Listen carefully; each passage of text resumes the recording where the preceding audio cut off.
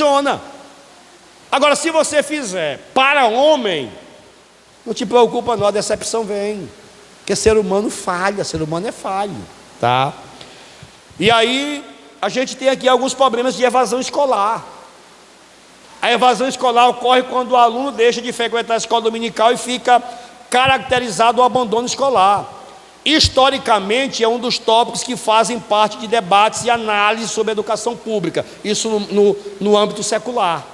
Agora eu pergunto, na escola dominical, tem ou não tem evasão escolar? Sim ou não? Sabe o que os professores gostam de fazer? Professor?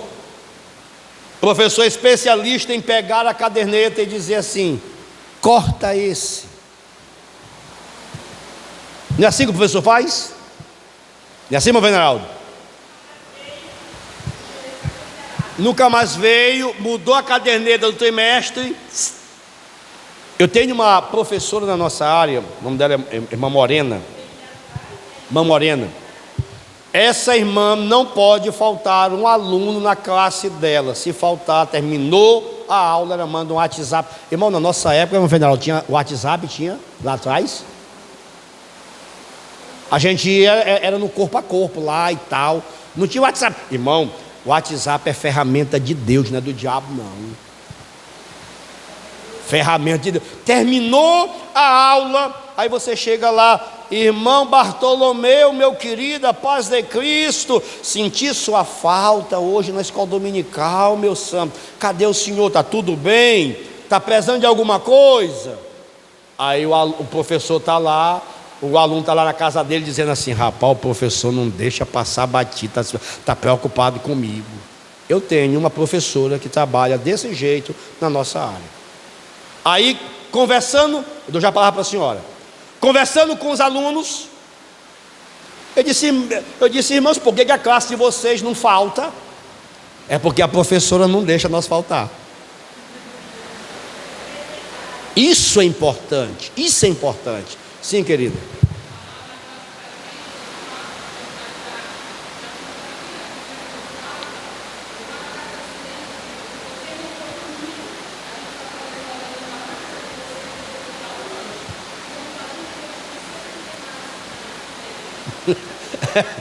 Eu me lembro, veneraldo, lá em São Raimundo que eu dirigi,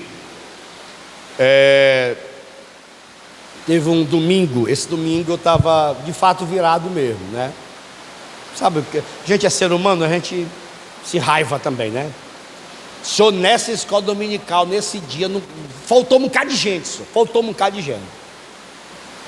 Aí eu disse: rapaz, vocês querem me matar do coração mesmo. Irmão, quando chegou de noite, domingo à noite, a igreja lotou a igreja. Eu já tinha ligado para os professores: ó, eu quero que cada um me traga a sua revista hoje à noite. Para quê? Se não me traga, porque tem um mistério com ela hoje à noite. Quando chegou no culto domingo à noite, eu disse: irmão, agora vamos dividir as classes. Aí o povo ficou me olhando assim, o povo.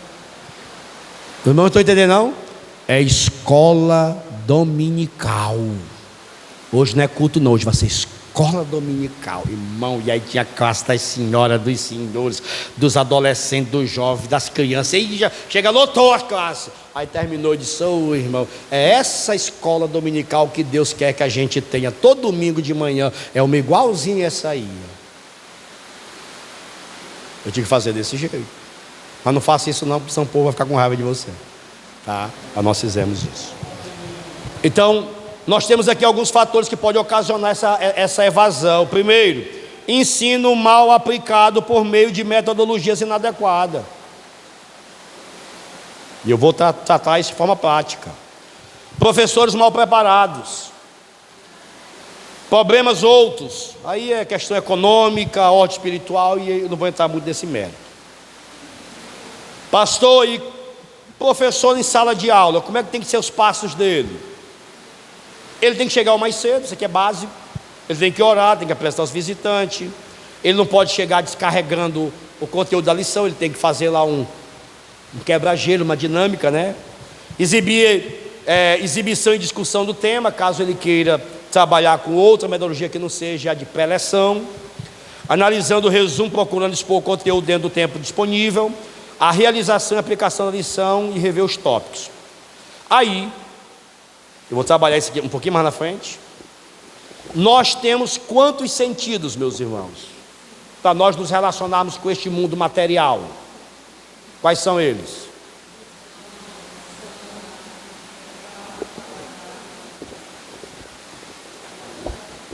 Cadê a sua visão, meu Francisco? Aí. E a audição? E o tato? O olfato? O olfato? O nariz, viu? E o paladar? Na boca. Tá. Os especialistas dizem que no processo de ensino-aprendizagem, ensino-aprendizagem, a aprendizagem acontece dessa forma aqui, ó. 83% visão, 11% audição, 3,5% olfato, 1,5% tato e 1% paladar. Eu pergunto para os irmãos, eu não vou nem falar das crianças é um pouco diferente, é diferente, mas na classe de jovens, na classe de senhoras e senhores, qual é o sentido que mais nós utilizamos na ministração da nossa lição? Que nós mais aguçamos? É a audição. É a audição. Ou seja, o professor passa 40 minutos, 45, 50 minutos,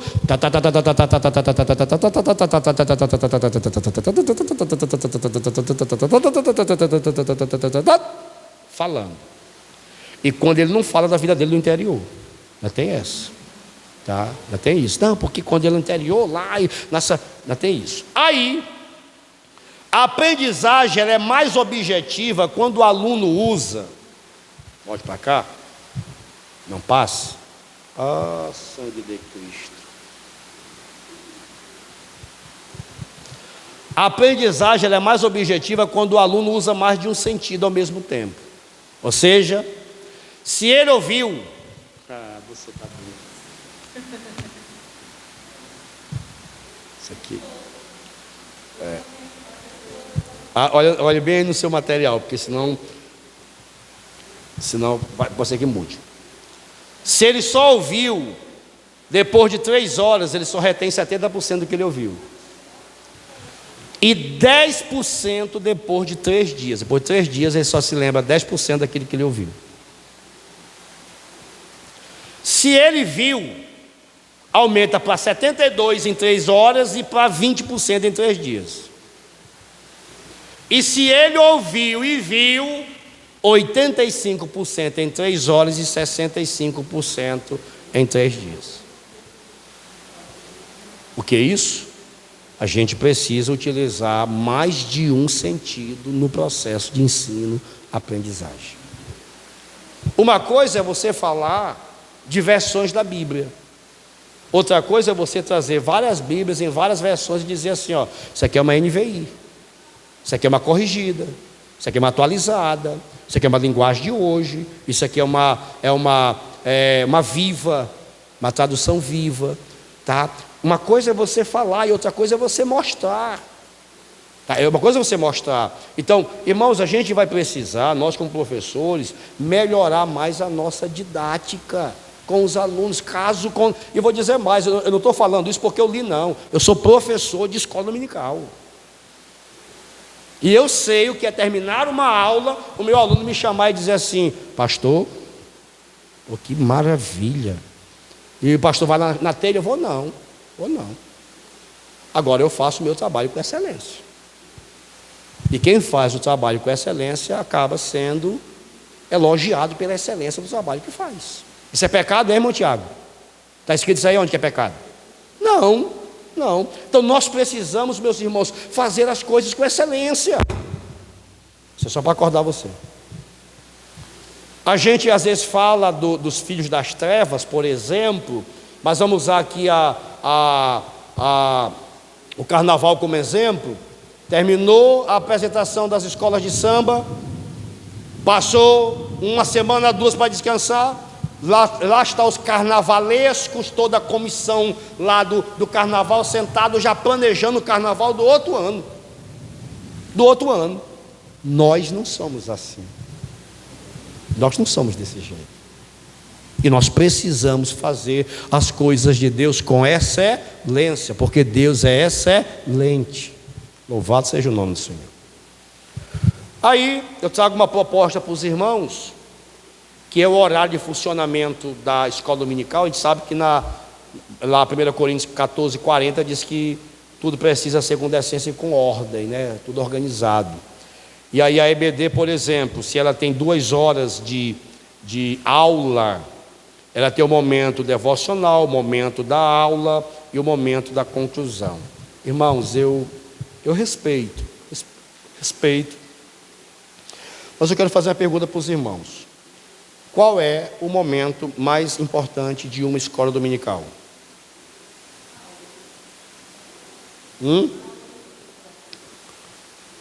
É o conteúdo, é isso? Conteúdo. Se os irmãos observarem, em muitas escolas por aí, veja quanto tempo se gasta com aviso, veja quanto tempo se gasta com leitura de relatório, e veja quanto tempo se gasta com ministração da palavra. De 2, uma. Ou vai se esticar muito tempo acima de 2 horas, ou vai se pegar as atividades que se tem para realizar,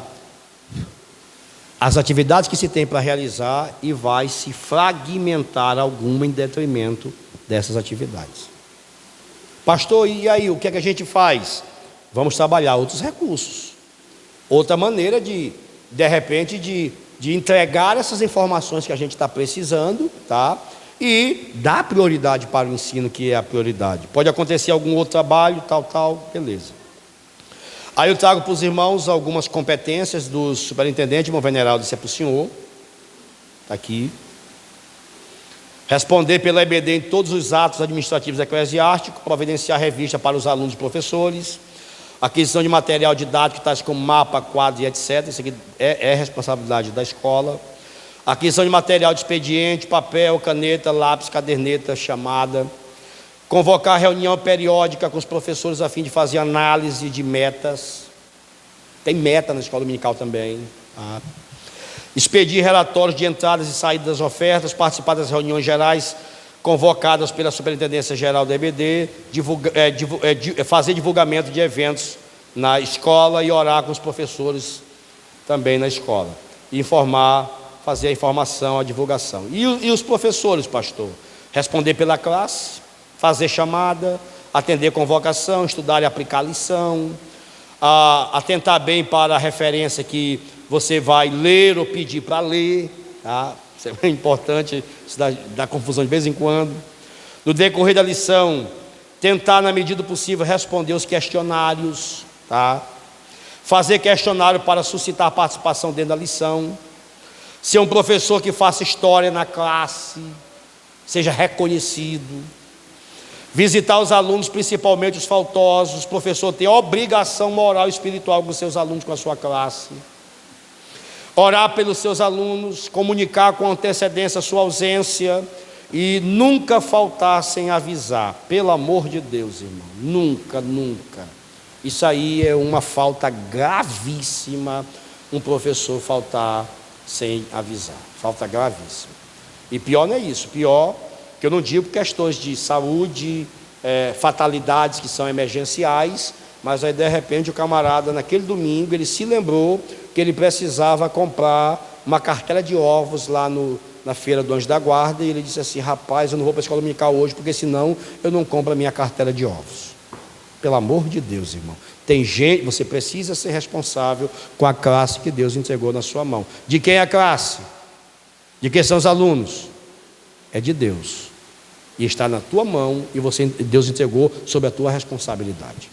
E você, irmãos, você precisa pegar a classe que Deus te deu, com 20 alunos, e entregar com 30. Ou, na pior das hipóteses, entregar com 20. Porque não pode entregar com 18, com 17, com 15, com 14, com 13, com 12. Irmão veneral, se só olhar um professor e você começar a acompanhar a sua caderneta e começar a ver evasão, isso não é revelação do Espírito, isso é experiência. Essa é a experiência.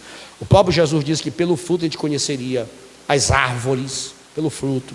Se você olhar uma classe e ver definhando, não espere morrer aquela classe. Tira o professor imediatamente. É radical isso, né, irmão Tiago? Mas é melhor sair o professor do que perder a classe. Alguém entendeu o que eu falei? Nós estamos tratando com coisas sérias, que é a escola dominical. Aí eu trago para os irmãos os 2 principais pecados que um professor da EBD não deve cometer. O professor deve ser uma referência de conhecimento bíblico, portanto não deve, em hipótese alguma, se acomodar quanto ao estudo da lição. Existem 2 coisas que jamais se deve admitir de um professor. Primeiro, não ler a lição. Isso aí leva até para o inferno, só para os irmãos terem ideia de tão sério que é o negócio. Pastor, o professor vai para o inferno porque não leu a lição, vai.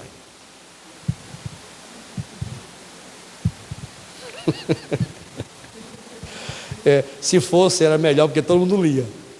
Por exemplo, lá em Atos, capítulo número... Atos 5, que morre Ananias e Safira. Atos 6, 5, Ananias e Safira. Tá. Se você observar, Ananias e Safira morreram, a Bíblia diz assim, e houve temor na comunidade. E houve temor. Se Deus matasse uns 2 professores, ou um por domingo, que é relaxado, pode observar que o restante era fiel. Ou ninguém queria ser mais professor. O negócio é muito sério. Falar na frente da classe que não leu a lição, isso aí merece ser apedrejado. O professor desse, ele tem que ser levado para uma praça pública, e aí os alunos mesmo, que são os que sofrem a ação do professor não ter lido e ainda falado, os alunos apedrejar o professor até a morte, porque ele falou que ele não leu a lição. Pastor, faz o quê? Só cometa um pecado. Se você tiver que cometer um pecado, só cometa um, só não leia. Tá? Pastor, e o que é que eu faço? Chama o superintendente da escola dominical, meu superintendente, me perdoe, eu nem peguei a lição hoje. É preferível fazer isso, tá? É preferível fazer isso, do que, a não ser que seja um assunto que você domine, porque tem assuntos que nós dominamos, tá? Então você, por exemplo, pastor Divan, o senhor já foi para frente de uma escola dominical sem ler lição? Muitas vezes, mas eu peguei a estrutura que eu vou mostrar para os irmãos aqui agora. Eu peguei a estrutura da lição, daquelas lições que eu não li, peguei a estrutura, o corpo dorsal da lição e disse, esse material aqui eu domino. Eu tenho as referências, eu tenho conhecimento, eu tenho interpretação, eu tenho a metodologia, então aqui eu vou aplicar essa aula bem direitinho. Agora, caso o senhor é professor secular, quantas vezes o professor secular é interessante, ele monta um plano de aula, e aí esse plano de aula, ele vai melhorando a cada tempo o plano de aula, mas a estrutura, ela acaba sendo a mesma. Por que o professor faz isso? Porque ele ganha tempo. E não é só ganha tempo, ele ganha experiência na divulgação ou na pré-eleção daquele material, porque ele já montou a estrutura. Mas caso contrário, eu não aconselho. Não ler a lição significa não estar empenhado com a dedicação ao cargo, o que lhe foi confiado por Deus. Vale a pena citar Romanos 12, 7, que diz, se é ensinar, que haja dedicação ao ensino. Um professor exemplar, Paulo diz a Timóteo, ninguém despreza a tua mocidade, mas ser exemplo, né, irmão? O professor, ele precisa ser exemplo. Pedro vai dizer que o professor, ele precisa ser alguém que sirva como exemplo. Ele não pode ser, no cumprimento dos horários, ele precisa cumprir com exemplo. Na convocação da liderança dele, ele precisa ter exemplo. Compromisso com o ensino repassado aos alunos, exemplo, fidelidade. Algumas ferramentas, e aqui eu trago para os irmãos, esse material aqui, ele não pode faltar na mão de um professor de escola dominical. Primeiro, Bíblia e revista. Segundo, várias versões para você. Irmãos, eu tenho aqui, está lá no meu carro. Eu tenho alguns aplicativos muito interessante que eu consigo ver versículos em 10 versões diferentes. Por exemplo, eu tenho aplicativo, irmão Tiago, que eu consigo isolar uma palavra e eu consigo pegar aquela palavra no grego e no hebraico. Se é uma preposição, se é um artigo, se é um verbo, entendeu? Eu consigo ver irmãos, na minha época, como jovem, quando jovem, irmão Federal, não tinha isso. Hoje ninguém pode reclamar que não tem recurso, irmão, pelo amor de Deus. O que se tem muito hoje é recurso. Infelizmente o que tem, parece que é mais ou menos assim. Deixa eu ver se eu consigo transcrever essa ideia. Quanto menos igreja, mais longe é da igreja, mais fome se tem pela igreja e se congrega melhor, que era a nossa época que tinha só Área 6, Vila Nova, São Raimundo, Vila Ariri, Mauro Fiacuri 2, lá atrás, muito lá atrás. Mas os crentes a gente saía daqui para Vila Nova como? Andando, cantando, ia para lá e vinha. Hoje tem uma igreja perto de cada casa. Melhorou o congregar ou piorou?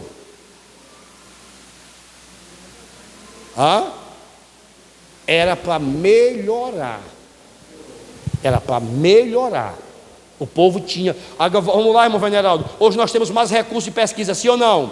Hoje nós pesquisamos mais do que antigamente? Duvido. Com tanto recurso que está à nossa disposição. Então, ninguém pode culpar Deus, ninguém pode culpar o Espírito Santo, ninguém pode culpar o superintendente, ninguém pode culpar o pastor. A responsabilidade, ela acaba sendo individualmente de cada um de nós. Ok? E aí eu entro dentro da questão do planejamento, que está no seu material aí, o planejamento do professor. Aqui nós temos algumas reclamações dos alunos. São reclamações que não fazem sentido nenhum. Primeiro, eu não sei como é que é aqui tem um tímpano ainda? Não, né? É só no microfone, né? Aí o professor chega, está lá dando aula e tal, aquela interação toda. O irmão Veneral diz assim: meus irmãos, 5 minutos. Aí o professor, rapaz, agora que eu estava na melhor parte da lição, o tempo é muito pouco da escola dominical. Vamos ser sinceros nós aqui? Sincero. Quem dos irmãos aqui nesse trimestre já deu uma aula que só ficou no segundo ponto, não conseguiu fechar o terceiro ponto? Alguém já aconteceu com você alguma coisa parecida com isso aqui hoje? Nesse trimestre? Já ou não? Vamos ser honesto. Hein, Tiago? Ou dá para fechar? Dá para fechar? Dá para fechar? Dá para fechar? Aí, sim. Dá para fechar? Na maioria das vezes não se fecha. Meu venerado, tira um dia da escola dominical e sente do lado do professor. Nesse dia o senhor não vai dar aula. Nesse dia o senhor vai sentar na classe dos senhores, das senhoras ou dos jovens e veja a dinâmica do desenvolvimento daquela classe. Você vai observar que vai ter muitas classes que não conseguem fechar. Por quê? Porque na visão deles o tempo é pouco. A aula terminou quando começava a tratar da melhor parte do conteúdo. O professor diz e o aluno também. Eu cansei de ver isso. Conteúdo muito denso para apenas uma hora de aula. São algumas reclamações que a gente ouve. A questão, o Lécio Dornas vai dizer que a questão não é a falta de tempo, é sim um planejamento. Planejamento. Por quê? Porque se você for para frente de uma classe de escola dominical para ler revista, porque se lembra, irmãos, da nossa metodologia é assim, ó. Digo porventura rejeitar Israel. Olha, irmãos, a Bíblia está dizendo, a revista diz assim. Mas que diz a resposta divina, olha, a revista, não é assim que a gente leciona. A gente não vem com um plano de aula definido, organizado, com objetivos específicos. Era para isso acontecer conosco, tá? Aí eu trago aqui, dinamizando a aula, eu trago aqui uma estrutura. É bem verdade que essa estrutura aqui, ela era o layout da antiga revista que a gente tinha. Aí eu tenho da nova, mas essa aqui é da antiga. Da antiga, nós tínhamos objetivos gerais específicos, orientação pedagógica, ponto central, síntese de cada tópico, subsídios bibliológicos, teológicos e por aí vai, seção Conheça Mais, algumas indicações de leitura, e aí era a estrutura que a gente tinha, tá? E hoje, pastor? E hoje? Irmão, qual é o tema? O senhor é de que classe, irmão Francisco? Senhores, qual é o tema da próxima lição?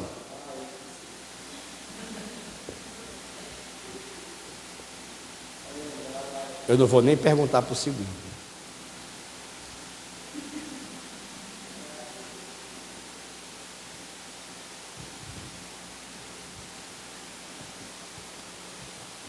Como ler as Escrituras, lição de número 5. É assim que a gente vai dar no próximo domingo?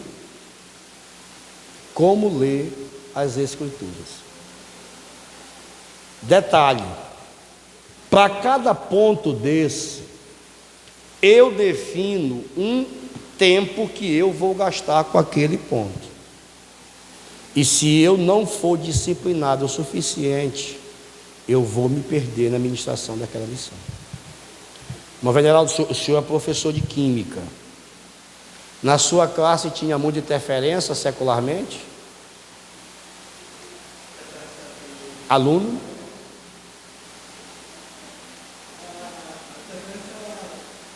Professor, essa tabela de periódica, como é que é esse negócio? Tinha esse negócio lá? Tinha? Hein? Eu acho muito pouco. Muito, principalmente química. Que o povo não sabe de nada e prefere não saber de nada. Muito pouco. Mas eu pergunto, na nossa classe escola dominical, tem ou não tem muitas interferências? Tem ou não tem muitas dispersões? Tem ou não tem? Se nós, professores, não soubermos dosar isso, controlar isso. Domingo agora eu tive um exemplo.